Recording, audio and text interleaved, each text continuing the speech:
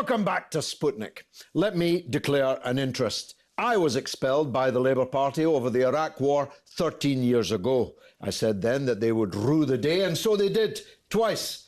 Expulsions have always been a method of control in Labour politics. One of those giving evidence in my support when I was being expelled was Michael Foot, who went on to be the party's leader.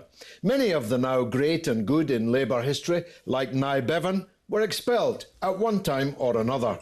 Mass expulsions, however, are something new, but it has become a fine art after the victory of Jeremy Corbyn as Labour leader and the great inner-party struggle this has sparked. Literally thousands, maybe hundreds of thousands, were suspended, mainly and in some cases expelled by the anti-Corbyn Labour National Executive Committee.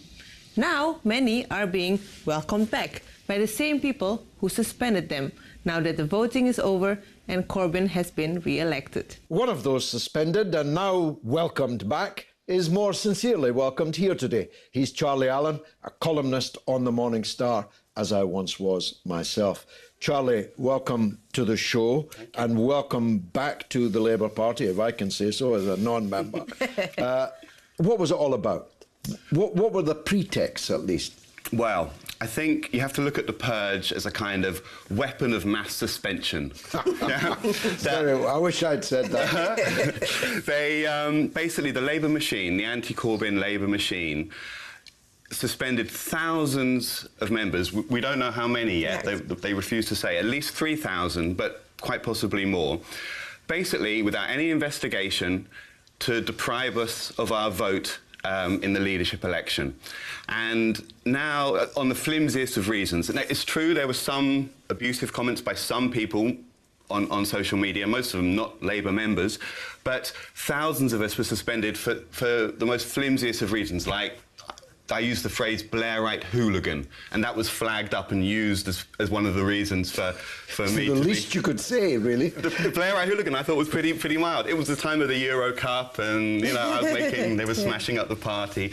But no, that didn't get past the party's witch hunters, who, as I say, now that the election's over, thousands of us, again, without any investigation, have been welcomed back into the party with a formal warning that's going to remain on our file. And our vote has gone. And not only was our vote gone, we couldn't go to the Labour Party National Conference, which was just after the leadership was out. We've been locked out of our local Labour Party, democracy, because we haven't been able to go to AGMs and stuff like that. So I lost my place on my local executive committee. There's been,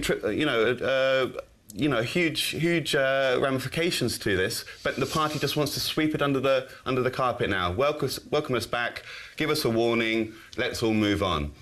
But I can tell you there are thousands of us, and I've met a lot of them on social media, and we're not prepared to move on. We want to have some kind of justice for the purged. Quite so.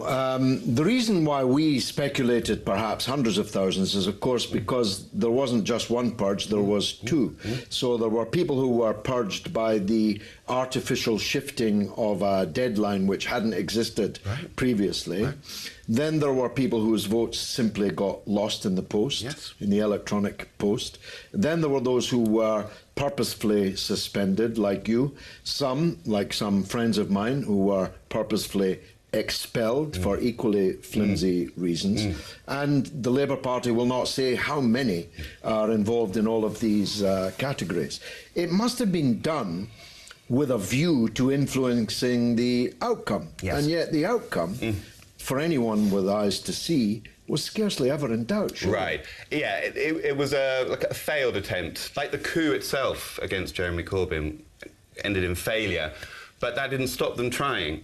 And it's interesting, if you look at the keywords that they used, because we now know that they basically trawled through our social media. So when you say they trawled, they were physically, they didn't have party machines. machine. Well, they would go onto Twitter, as far as we understand it, type in these keywords, which, included words like traitor, a word in the red flag, so we can't essentially even quote our own song.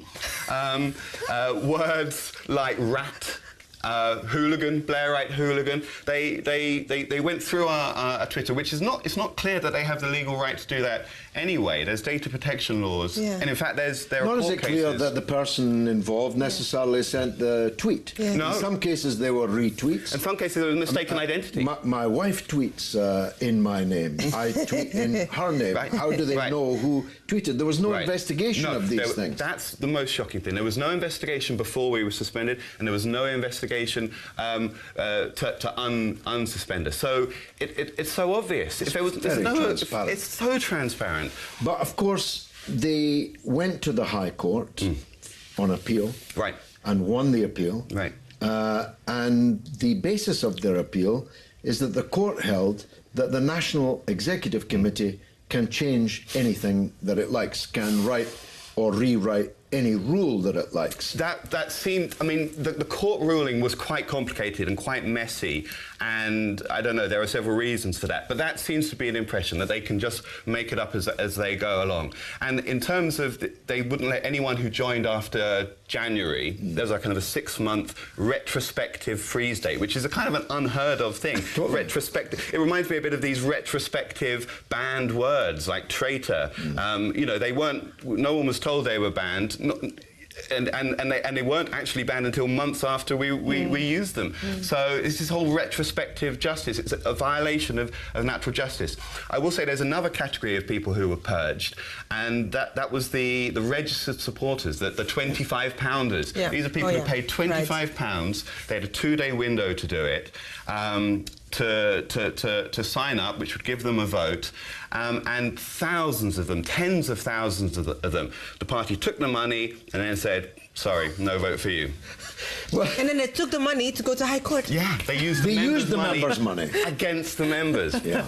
Really? That was just it. Orwell couldn't have made Right. this story Right. up. It brings the party into disrepute, let's be honest. Who's going to join the Labour Party now? Or what are they going to be thinking when they think, well, I'm going to join, but is my social media going to be trawled through it? Do I have to watch what I say? Can I not use the word trade? I mean, we can all agree that hate speech has got no place in the Labour Party. Sure. But then who decides the line between hate speech and free speech? Where do you draw the line? It's the bureaucrats, the party machine, and the way that they define it, the way they draw the line, it does look a lot like they're targeting the Corbynistas. Well, yeah, I mean, you'd have to paraphrase a judge one time, you'd have to be a blind moron in a hurry not to see what they're up to. Right. Jeremy Corbyn himself is effectively powerless to deal with this because of the situation on the National Executive Committee, where, depending on what the issue is, he doesn't have a majority. It's very difficult for him, especially because the party's now on a kind of election footing. The last thing he wants is to trigger a huge, you know, to exacerbate the internal civil war. He just wants to make peace, move on, get the party machine working properly as it should do. You have to remember that since he was elected, the party machine hasn't really been working for the leadership very well. You remember on the day of his first inauguration, they all came to it wearing black because they thought of it as a funeral. And since then, I've heard it described as a kind of work to rule, you know, that the leadership office will say, okay, we need this press release done, or we need this opinion poll taken, or we need to get some data. And the machine will go, okay, sure, we'll get on that, and then nothing will happen. And then they'll ring up, what's going on? Oh, no, we're just waiting for... There are all these obstacles that are kind of thrown in the leadership's... Well, that's why Gayatri's opening words about scarcely functional. It is actually now scarcely functional, the Labour Party. They are, for example, the leader took an exceptionally fine view on the sale of arms to Saudi Arabia, the use of those arms in slaughtering civilians in Yemen, and there was mass abstention, deliberately, conspiratorially contrived with their own whips to scupper it. And the government would have lost the vote if the Labour members hadn't abstained. You say Labour's on election footing. It's scarcely believable as an electoral force in these circumstances. Shocking. I mean, if that doesn't bring the party into disrepute, I don't know what does. You had unnamed Labour MPs being quoted in the Sunday Times a couple of weeks ago.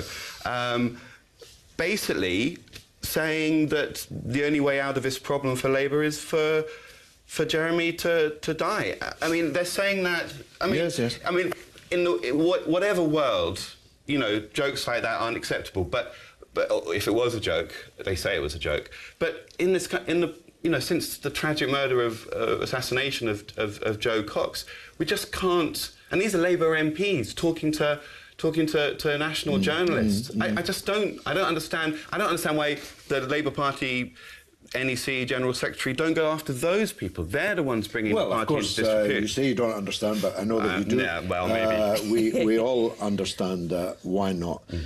In a word, Charlie, because we're out of time, is coup number 3 going to happen? I think that it's all up. It's all up in everything's to play for at the moment. I think that the anti-Corbyn, or the Corbyn skeptics, let's call them that, within the Labour Party are split. And most of the majority, the kind of centre-left, they just want to win elections. They just want to get the party back together. They want, you know, to repair the machine. Remember, the Labour Party machine is the greatest campaigning machine that's ever been built, probably. And unfortunately, at the moment, there are bits that aren't working properly, so they need to be repaired. And for me, personally, maybe because on my purge letter, it was the General Secretary, Ian McNichol's signature at the bottom, and everyone else, all the other people who were purged. He's the one responsible for personally purging us, using powers given to him. He didn't have to suspend us without an investigation. That was his choice. And I think his position really is untenable now. And for us to move on as a party, I don't think there should be a purge of the right or anything. I don't believe in purges. But for us to move on, I think the General Secretary should realise that he's lost the confidence of his members, do the decent thing, and then I think together as a party we can move on. Charlie Allen, thanks for joining us. And now it's your turn to tell us what you think through the portals of social media. What's right then, Gayatri? So we told the audience that we would have a purge member of the Labour Party on the show, and in response we received so many of people who experienced the same. Ken02, for example, £25 member, summarily told that I had tweeted something bad and barred from voting. Silence ever since. £25 poorer. And I Labina says, many of us now unsuspended after a huge outcry, but with a bogus warning on our file. Illegal, unspeakable, and intolerable. Should not be tolerated. Yeah, and it's a good thing that they don't leave it lying like that. Well, that's all the tweet that we have for today. Which, alas, means that's the end of the show. But you can stay in touch with us on social media, on Twitter at RT_Sputnik, on Facebook, Sputnik on Russia Today. It's goodbye from me, Gayatri. And from me, George Galloway. It's been marvellous.